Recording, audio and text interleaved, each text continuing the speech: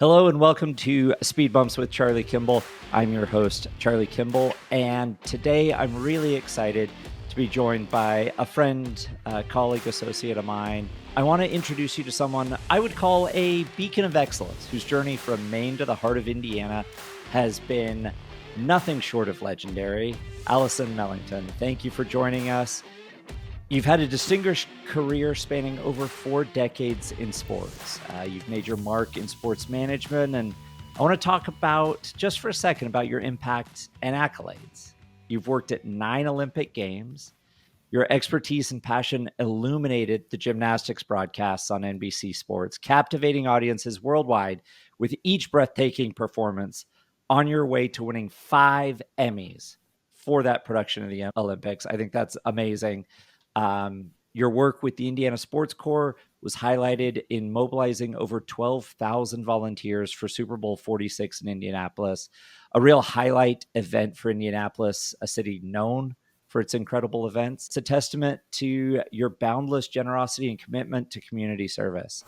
Because of that, Allison, you were recognized with the esteemed Sagamore of the Wabash Award by then Indiana Governor Mitch Daniels back in 2012. But your philanthropic endeavors didn't end there.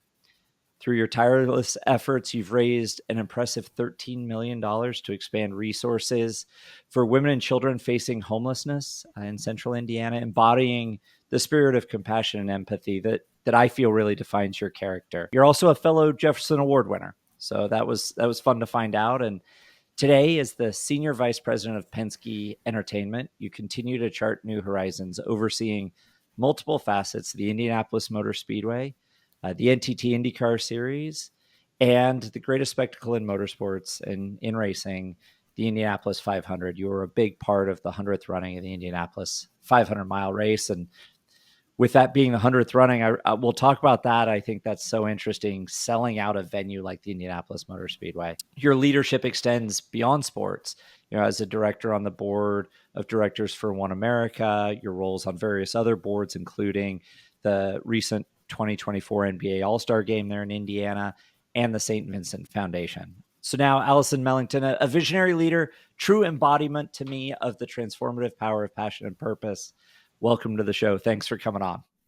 Well, thank you so much, Charlie. I'm excited to join you today. Nothing better than a lot of good conversation.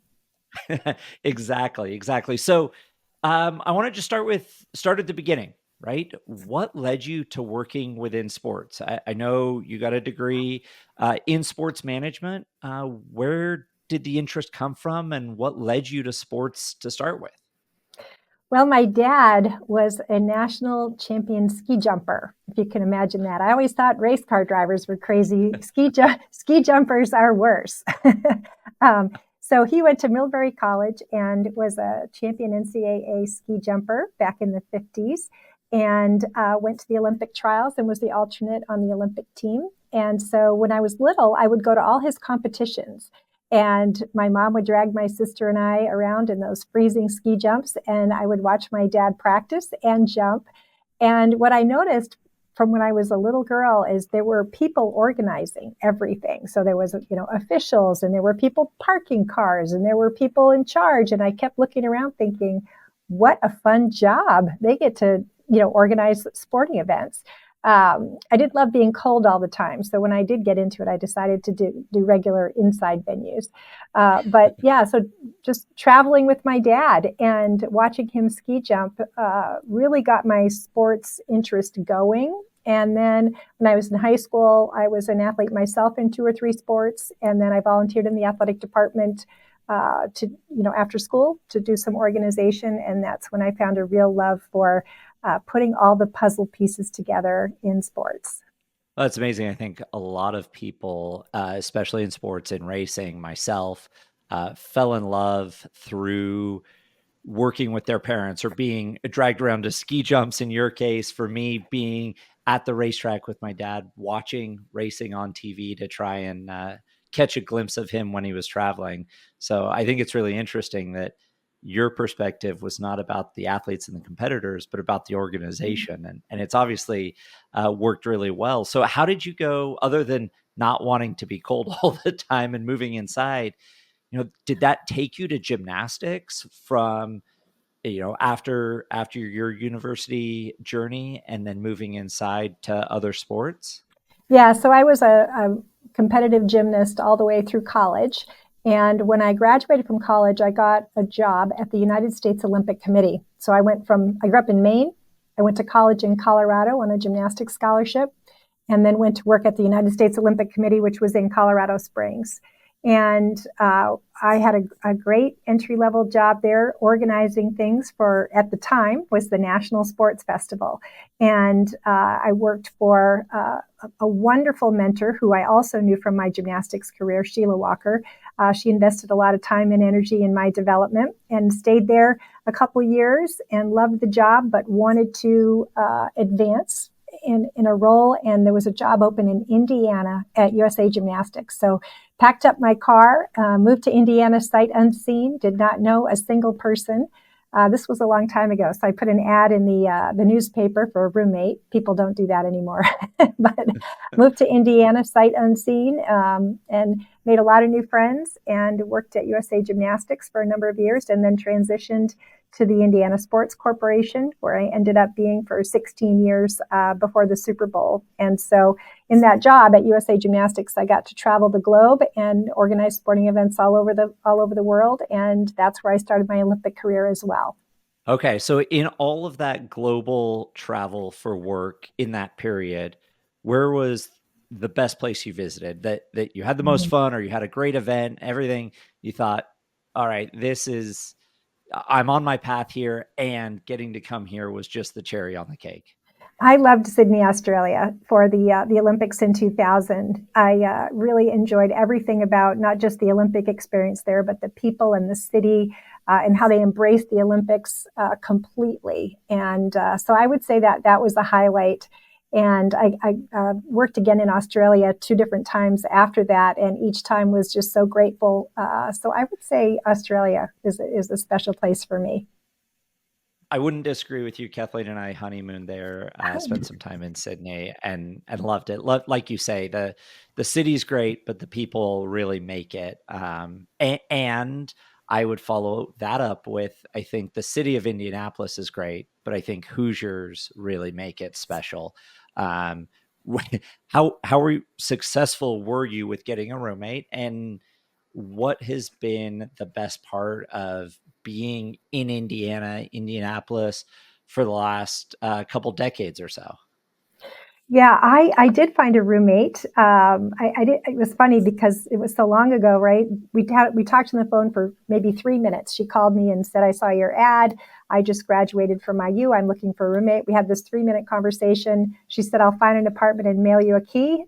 And so I never talked to her again. I showed up in Indianapolis in the middle of the night, and I remember going to knock on the door, thinking, "I hope she's normal.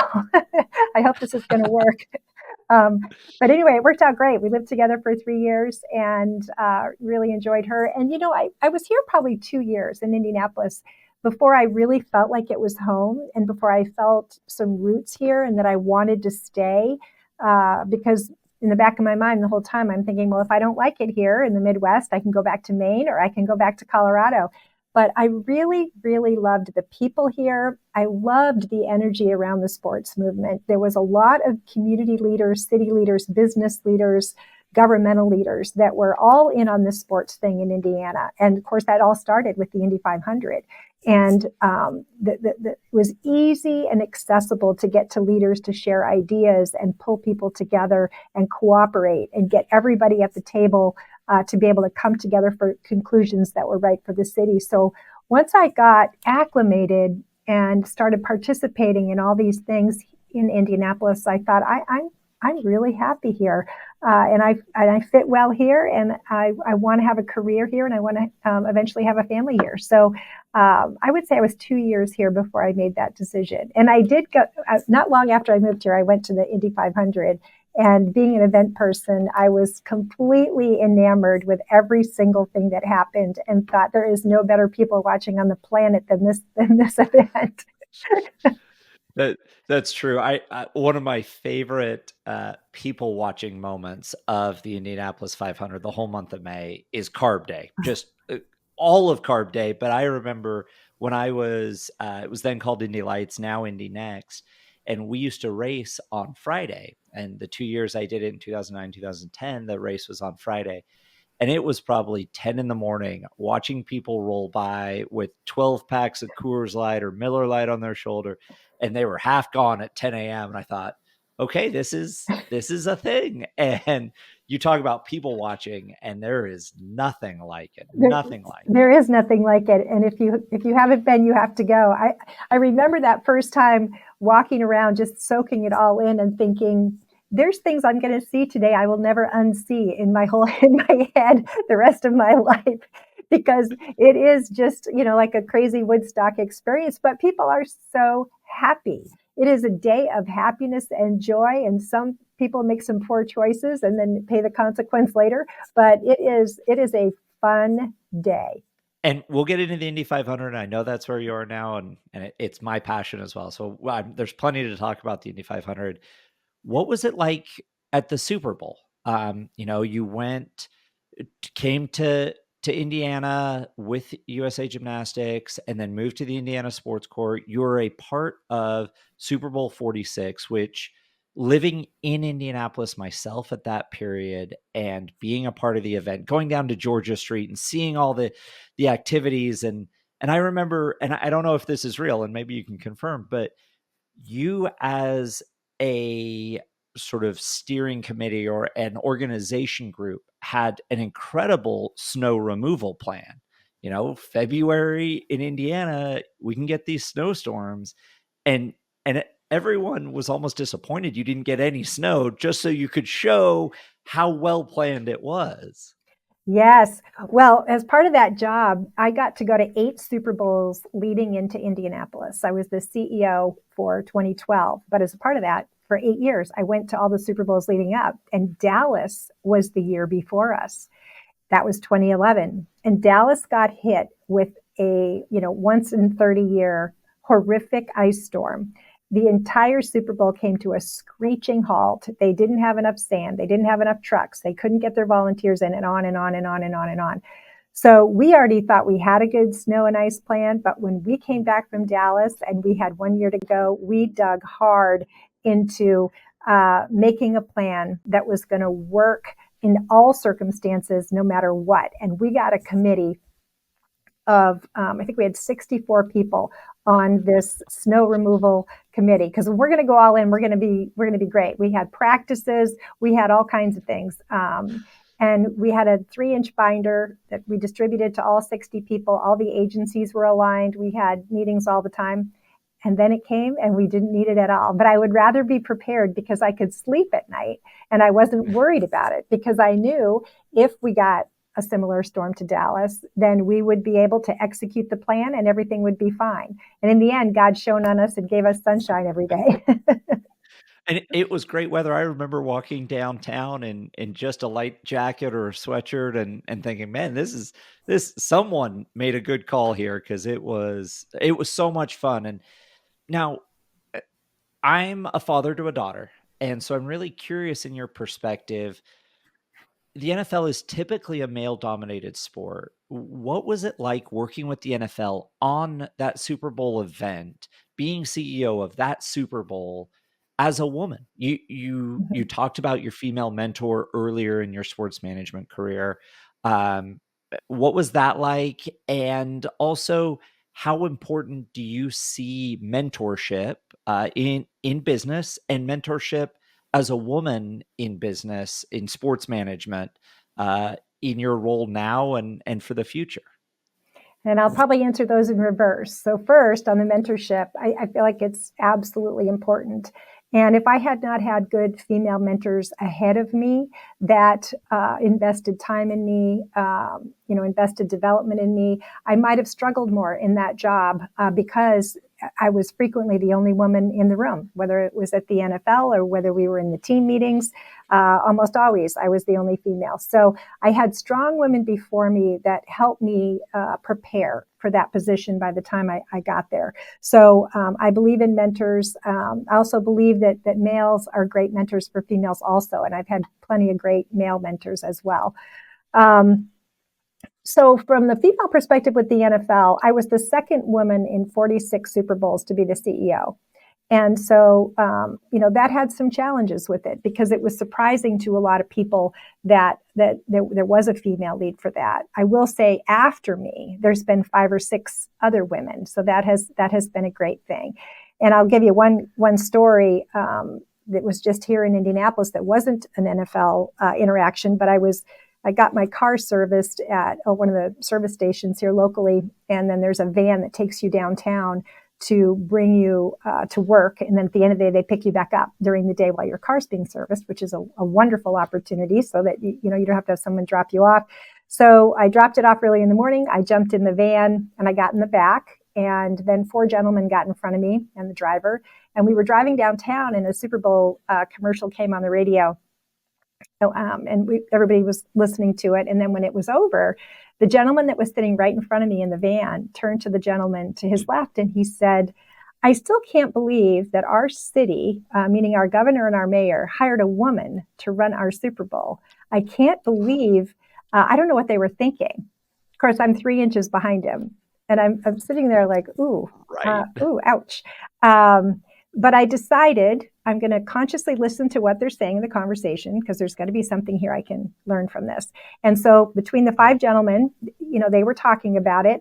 They weren't they weren't saying anything about me personally. Just shocked that the mayor and the governor would hire a woman. And what I learned from that conversation was that it was a lot about education. They didn't understand the job. They didn't understand that it was a $50 million budget, that I had to find 12,000 volunteers and train them and outfit them and prepare them, that I had to do a full security plan, that I had to do a transportation plan, that we had to work with the airport, that we had 50 businesses we had to work on. So on and on and on and on. What I learned was they didn't understand the job. And so instead of saying something in that environment, which I might not have said, that might not have been as becoming of who I really am because I was a little flustered, or other choice was getting out of the car and handing them a business card and making them all feel bad. And that's not really who I am as a person either. So in the end, I chose to get out and go to work and dig in. And I had my public profile at that point. I had tons of opportunity in the public, lots of press conferences constantly and so on. I decided it was my job to make sure that I talked about what the job was, not just about me, but our leadership team was almost all female. And that was because I matched skills to what I needed in the jobs. It wasn't because they were women versus men. So, right. Back to your original question, there was a lot of that, like just big surprise that a woman would be in that job, but I didn't take it personal, and I decided to use that opportunity to educate. Even more impressed with you than before we started this conversation, because there is no way I'd have been able to hold my tongue on your behalf, right? Looking back now, wow. And there are 2 things that really struck me during that story was, firstly, the proof was in the pudding, right? You and your team and everybody that came in as a part of that event ran an incredible event. People still talk about Indianapolis as one of the greatest Super Bowls in the last 25 years. And it reminds me a lot of when people hear that I have diabetes and, I have type 1 and I'm insulin dependent. And they say, oh, well, you can't have cookies. I won't offer you dessert. And for a long time, and when I am tired and when I am not at my best, I will admit it's easier for me to lash out and I am not as good as I'd like to be. But a lot of time I say, well, actually, and it's an opportunity to educate. Like you said, it was an opportunity to educate them of what the job was and what it looked like and why it didn't matter male or female. It mattered best person for the role to make the event incredible and make Indiana and Indianapolis look spectacular, which it did. And so for me, that education, it's sometimes overlooked as a way to respond to criticism, right? Because like you said, you realize they didn't understand what was happening. I realized that people don't understand the differences between type 1 and type 2 diabetes and how that works. And so if I can teach somebody, then maybe they can teach someone else, and pretty soon it grows exponentially. Yeah, that's exactly right. And I think, especially because it was really busy and a lot of stress going on during that whole period. And whenever I would encounter a situation like that, I had a little phrase that I stuck in my head that I would just pull out to help me work through it. But it was respond, don't react. And I would say that to myself, respond, don't react. And it was helpful. I think a lot of people in this world could use that as a tool for a lot of different things, right? It's you want to respond, you don't need to react. You talk about mobilizing 12,000 volunteers. One of the things that I remember vividly during that build up to the Super Bowl, that whole NFL season, talking about culminating in Indianapolis for that championship Super Bowl event and game, was that it felt like the whole city, everybody within central Indiana was a part of that. 12,000 volunteers, that's not a small number. What about community outreach and collaboration is important for you when you're running events? And why do you think it leads to such successful events? Because I've seen it firsthand, both at that Super Bowl and now at the Indianapolis 500. I am a firm and passionate believer that to be able to really maximize these sports events opportunities, you have to make it, more than the race, more than the game. And to do that, you have to lead people to know and understand that they are a piece of the puzzle to all of these things. And that the taxi cab driver that picks somebody at the airport, or the Uber driver that picks somebody up at the airport and brings them downtown for the race or the Super Bowl or the Final Four or the NBA All-Star game, they are just as important as many of the other positions, because they're a piece of the guest experience, and people encounter them first thing, right when they get off the airport. So for the Super Bowl, we did all kinds of trainings for the cab drivers and the Uber drivers and made them understand how important they are. It's not just that they're just the Uber driver. They're valued, they bring something special to the event, and they make every little puzzle piece come together to make the mosaic of what we want this to be.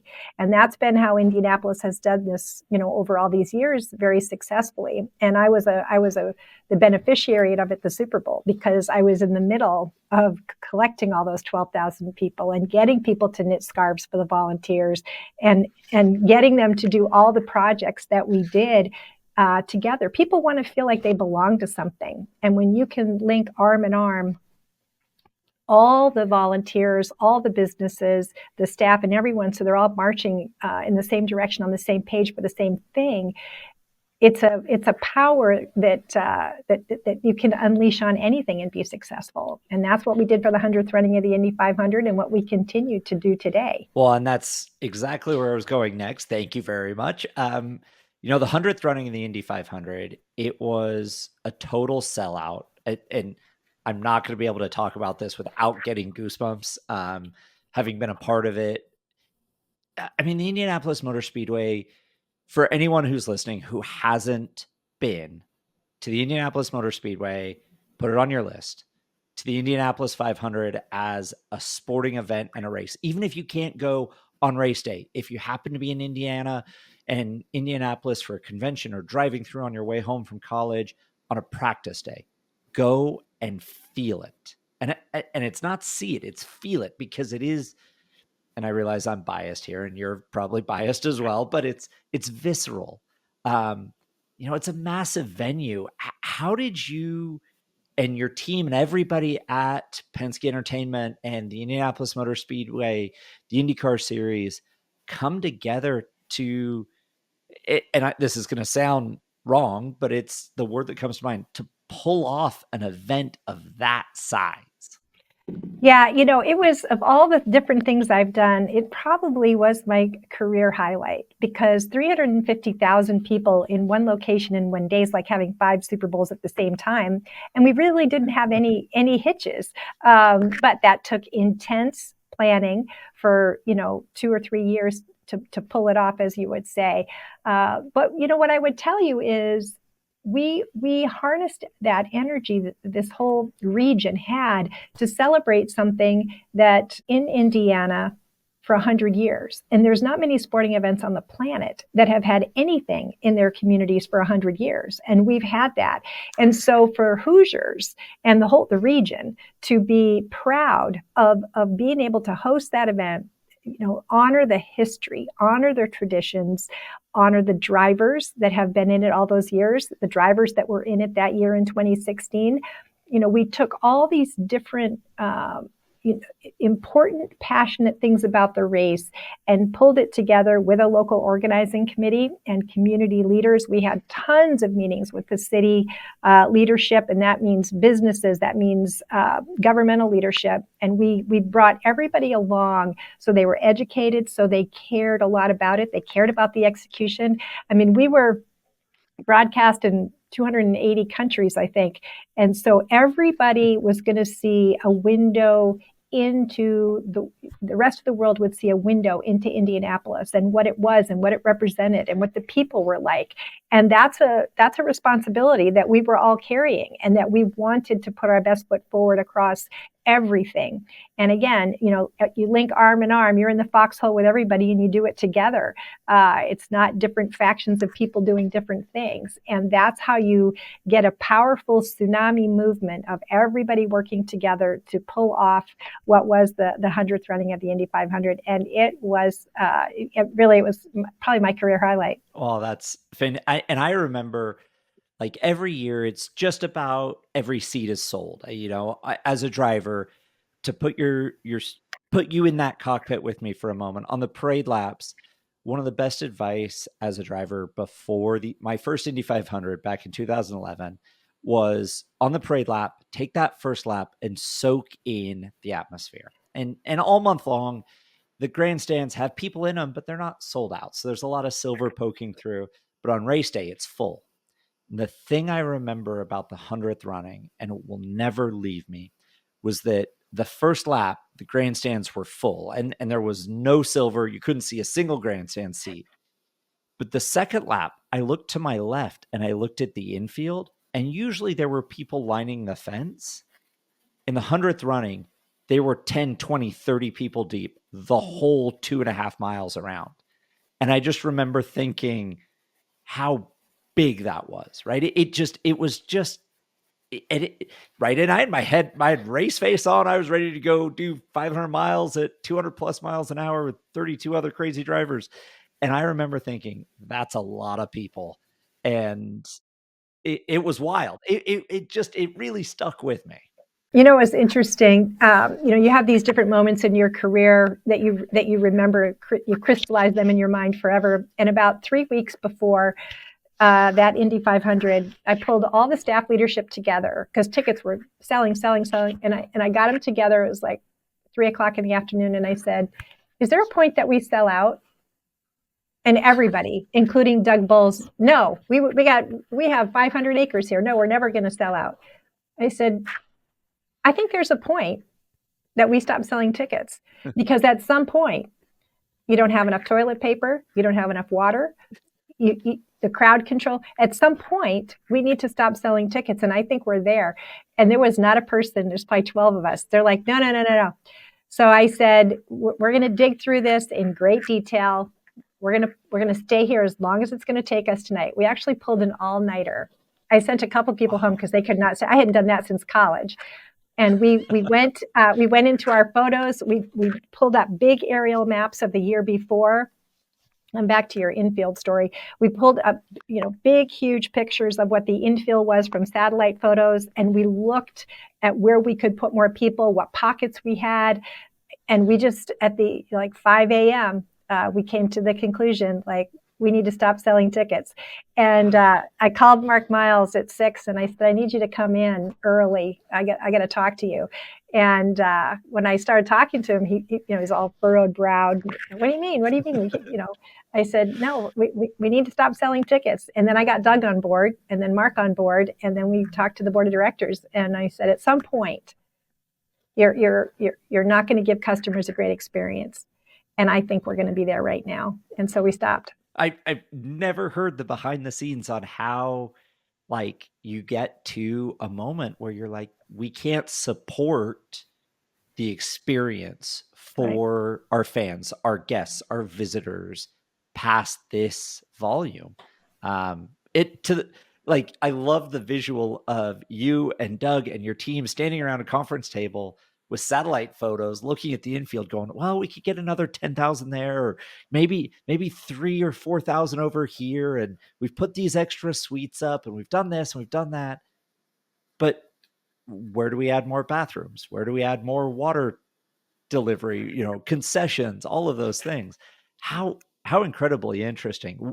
Okay, so looking back on that event as the highlight of your career so far, and that conversation in the infield, and people and tolerance, what was the biggest speed bump? Name of the podcast is Speed Bumps. We've got to get there eventually. What thing maybe tripped you up that you weren't expecting building for an event of that size and that historical nature? Was there anything, or did it, was there something you look back and go, I wish I'd have done that better? Or, I mean, there's obviously learning experiences, but a speed bump that you got through. Yeah, I mean, there were tons of, I would say, small speed bumps throughout. When you keep selling tickets like that, where do you get more ice? Home City Ice, who's the ice vendor, was like, we can't make that much ice. It's impossible. So we had lots and lots of logistics of things that we hadn't dealt with before that we had to work through. And probably the thing I was the most proud of is we sat down and we worked hard. We worked really hard at the plan and went over and over and over it, because there was a speed bump every day, because we'd never had that many.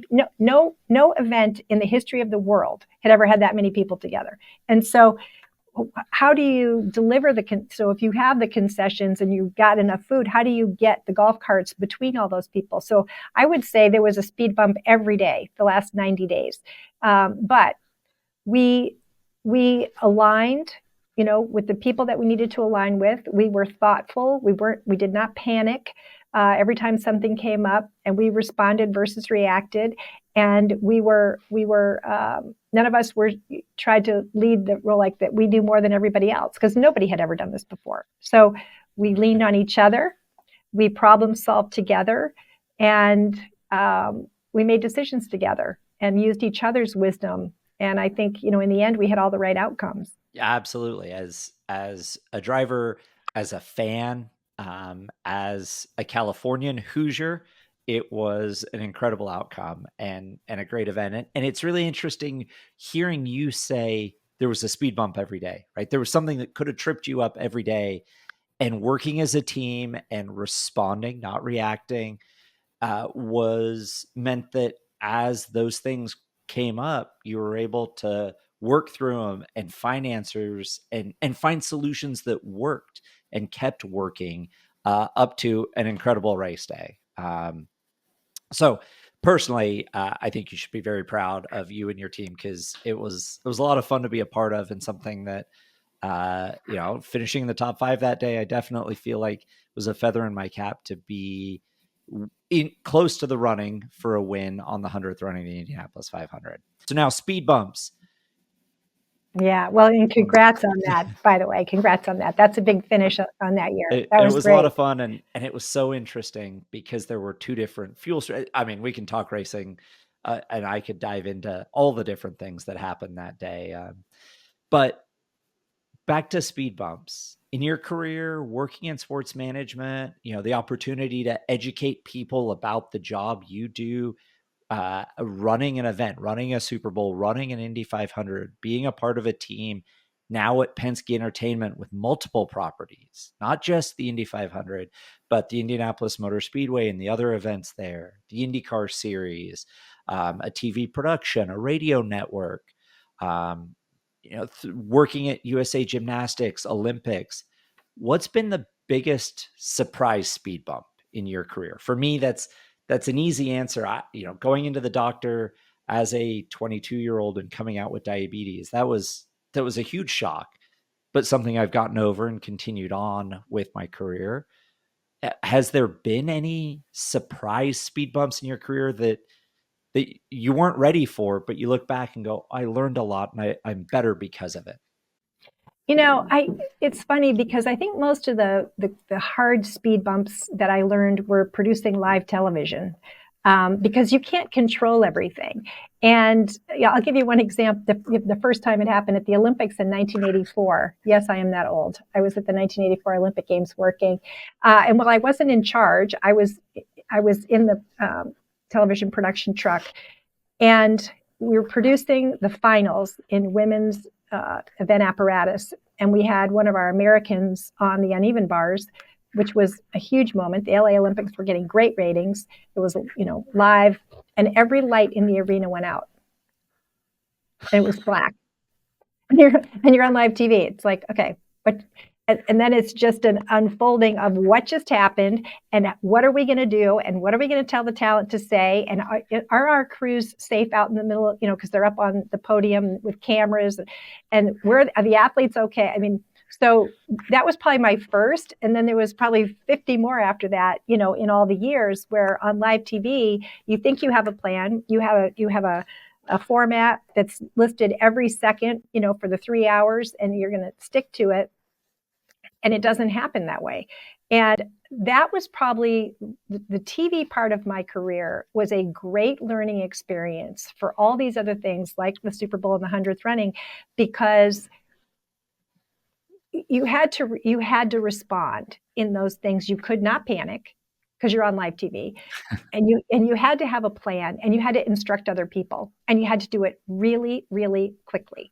And so I think that over the years, I was trained in that in TV sports. So even when, big things happen, big speed bumps and other things, I take a moment, like, okay, I'm going to take a breath, and then we're going to figure out what to do, because of that training I had at the Olympics in the TV truck. That's really interesting. Now, with me being one of that talent you talk about on the broadcast side, as a driver and an athlete in motorsports, you don't have any idea of all of the things that are going on in the way background.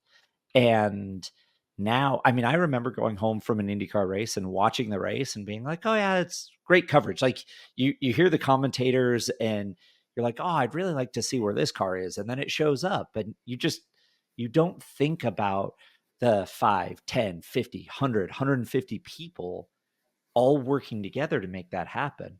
And then when the lights go out, all of those people responding appropriately. And now seeing a little bit behind the curtain. I don't have nearly the experience in TV broadcast. I don't have an Emmy. I don't have 5 Emmys like you. Being able to see some of that happening in the background and hear some of it on the headsets in the broadcast booth, it gives you a whole new understanding of what live TV is like. And in fact, I did an interview with James Hinchcliffe, and we were talking about his experience on Dancing with the Stars and how being a part of a live show on network television like that, how that set him up and prepared him a little bit for the live sports broadcasting in IndyCar. With Lee Diffie and Townsend Bell and their collaboration and pit reporters and producers and directors and all of and cameramen that are listening, camera people that are listening to the broadcast. And James said it's amazing working with professionals like that because you start talking about what one car is doing on strategy and the camera people start following that. So the director picks that right, and you just get that same rush as a competitor on a TV production. And so being able to look back and say, okay, I'm going to take a breath. Literally, the lights have gone out. I'm going to take a breath, and I have to deal with what do we say on air to the people that are consuming this for these incredible ratings for the LA Olympics? What am I doing with my camera crew so they're safe? What am I doing with our athletes? Because there is some responsibility to those athletes in that moment as well. So, what a great perspective. Take a breath and then respond and start responding quickly and clearly. I Yeah, think there. and the people that you are instructing and directing, they're going to take the tone you have. So if you're kind of like, okay, they're going to all act like that too, which Right. you can't, because you have to execute whatever you're telling them to do. So the calmer you can be in giving the instruction, even though inside, your stomach's doing backflips saying, what am I going to do here? But you've got to be able to maintain that. And I think some of that comes with age, and having to have a lot of speed bumps over different periods. Some of it, that wisdom comes with age, but no matter what, it doesn't help to get hysterical because then you're not going to do anything that's going to benefit anybody. Yeah, I think adding chaos to a chaotic event is never helpful. And it's amazing to talk about when things get really busy on a racetrack. I think about some of the races at Texas when we were 2 wide, 5 deep, and it's really busy, and it's really easy for that anxiety to ratchet up. And the best strategists, the best spotters, the best people in a driver's ear are the ones that are like, here's what's going on. Nope. Inside, outside, this, that. It's all the information and none of the drama. Which is Yeah. how much fun to look back on that experience and be like, and you came out the other side, right? You the 1984 Olympics was not the last Olympics you ever worked, right? It was And one every of single mine. Olympics had something like that. That was my first one, but every one of them had something like that because you can't control it all, and you're supposed to be broadcasting it, but nothing ever goes as planned, and that in the broadcast career that you've got. So you talked about the butterflies in the stomach in that moment where you're like, okay, I've just got to get through this. I've got to respond. I can't react. I'm just going to get as much of the information out there as possible. That's kind of a silent speed bump, right? Not a lot of people, especially when you are super even keeled on the surface and you get that information out there. Have there been any other challenges that you want to talk about? And we don't have to, obviously, but is there been anything that you've been like, oh man, if people knew how hard that was for me, or I really, looking back now, I'm proud at how I handled that moment that no one else really knew was hard. What did that teach you? And could you put your finger on one or two moments that were those silent speed bumps? Let me think. Um, I have one that's kind of funny. Can I share a funny one? Okay. Absolutely. Absolutely. Hey, you're our Okay. guest. You're All in right. charge. So when I was in my 30s, I had a 3-year-old at home. I was working crazy hours, and was actually working a swimming Olympic trial event, and it was in Indianapolis. And I literally worked like 20 days in a row, and I had maybe 3 or 4 hours sleep at night. And I knew I was tired, but I didn't probably realize quite how tired I was. And so this is one of those lifelong lessons when people say, "Did you ever have a challenge?" So I got home late at night, like 2 o'clock in the morning from work, and then I had to be back at the pool, pick up some athletes for an interview, take them to our local NBC affiliate, and then go to the pool and get everybody going for the day. So when I got home, I threw my polo shirt and long walking shorts, because it's in a natatorium, warm pool, threw them in the washer, laid down for 2 hours, got up, put the clothes in the dryer. Then I finished what I needed to do, put my shirt on, put my fanny pack on, because I'm an event fanny pack wearer. And then Okay. I always have a fanny pack on because that's where I keep all my critical items. And then my shorts waistband was wet, so I threw the shorts back in the dryer. And then I finished getting ready, got my computer, packed up my backpack, and then realized I was late. Jumped in the car, drove downtown. It was like 5:20 in the morning. And on the way downtown, I remember thinking, I'm really tired. And this is the last day of the event, and I'm glad that it's the last day because I need to get caught up in some rest. So I pulled up to the Marriott, jumped out of the car. I went into the hotel lobby to pick up these two athletes. And I was standing there, and the bellman comes over to me, and he says, "Ma'am, are you okay?" I said, "Yeah, I'm tired, but I'm Oh but I'm no. okay." Yeah. He says, "Are you sure?" He's very concerned. "Are you sure you're okay?" And I said, "I think I'm okay, but you're making me think I'm not okay." So he looked down, And so I looked down, I followed his eyes, I looked down, and I was standing there in my underwear with my fanny pack on. You forgot. I was so tired. I had worked so much, I was so tired, and it was hot. It was July, it was 90 degrees out. I did not realize I didn't have my pants on. So Oh, I shoot. said, I appreciate your concern, sir, and you're right. I'm not okay. I'm going to go out to my car and I'm going to sort out myself. But I remember getting in my car and I in the pull around at the Marriott, and I remember thinking, "Are you kidding? I am so tired that I didn't realize I didn't have pants on, and I just went into the Marriott hotel." And I need to hit reset in my life so that I can get to a place where I know this is coming, that I'm getting too tired, and I need to stop what I'm doing, and I need to have a little more balance, and I need to not be such a perfectionist and back off a little bit so that I can act like a normal human being.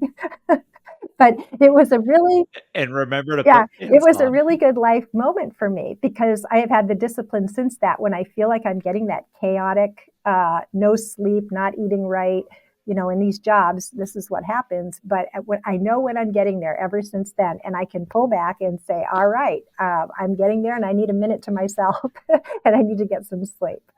I don't know if I would call it a speed bump, but it was a life bump and a life bump that I said, Yeah. okay, I am going to fix it. I definitely bumpy in that moment, and how kind of the bellman to come up and say, "Hey, I think maybe let me help you out here."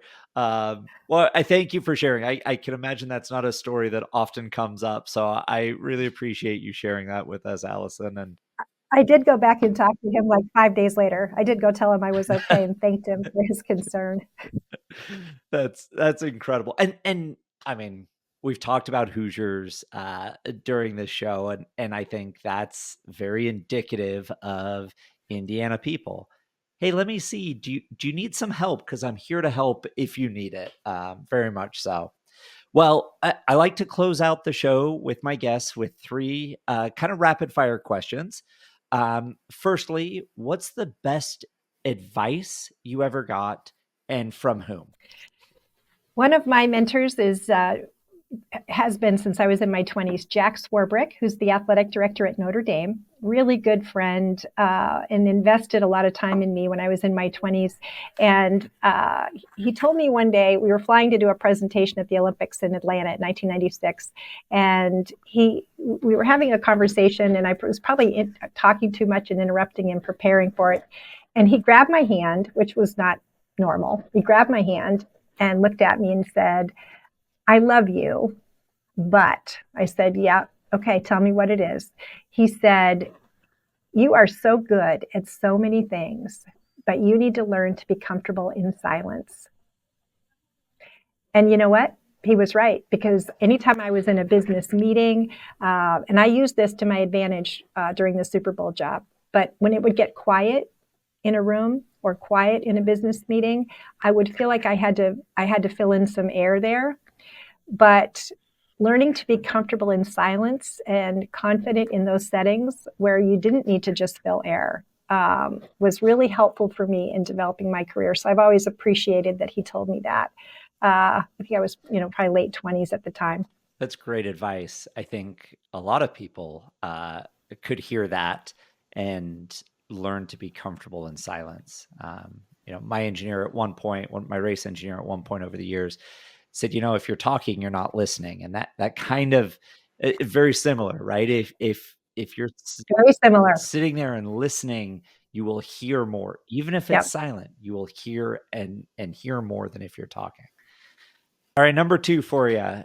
What's your dream car in your garage? Do you have it in your garage? Do you want it? I'm a car guy. Got to ask about cars. Okay, well, dream car, I don't know if I want to own it, but right now I'm driving a dream car. It's the new Corvette, the Indy 500 Corvette that I'm driving right now. That's super fancy, a little hard to get in and out of, but once you're in it, it's really fun to drive. I am unbelievably jealous of you. I think the Corvette C8 is very jealous. So this podcast is going to get a lot shorter because I'm very jealous about the car that you're driving at the moment in anticipation of this year's Indy 500. Okay, last one, number 3, the most interesting personal interaction or conversation you've ever had with an athlete or, in business, a colleague, a friend. You've talked about being some incredible places all over the world, Olympics in Brazil, in LA, in Atlanta, going to Sydney, Australia. Where has that sort of sphere of yours connected with someone that you look back and remember so vividly? I would say it was Condoleezza Rice, headed into Super Bowl weekend when I was the CEO here in Indianapolis. And she came in our office. She was there for the Super Bowl. She came in our office and she walked around to every person in the staff in their offices. We didn't have a big meeting or anything.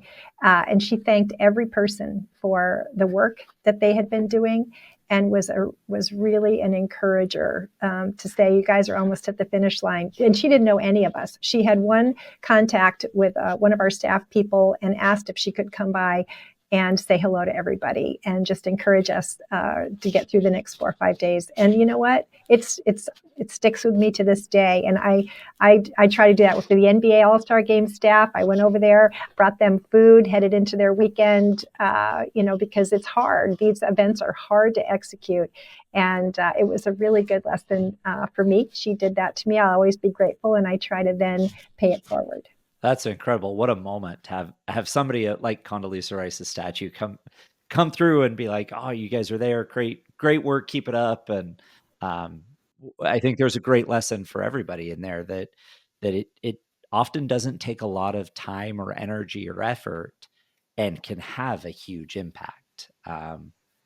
Well, Allison, I don't think I can thank you enough. What an enlightening look into sports management events, everything from Olympics to the Super Bowl to the Indianapolis 500. I will say to all of our listeners, again, I think we're probably both a little or a lot biased, but if you haven't gone to the Indianapolis 500, even if you're not a sports fan, it should be on your bucket list, because the size of the event, the scale of the spectacle, it still gives me goosebumps just talking about it, let alone driving through the gates on 16th Street to come into the Indianapolis Motor Speedway. You just viscerally feel the history of that event.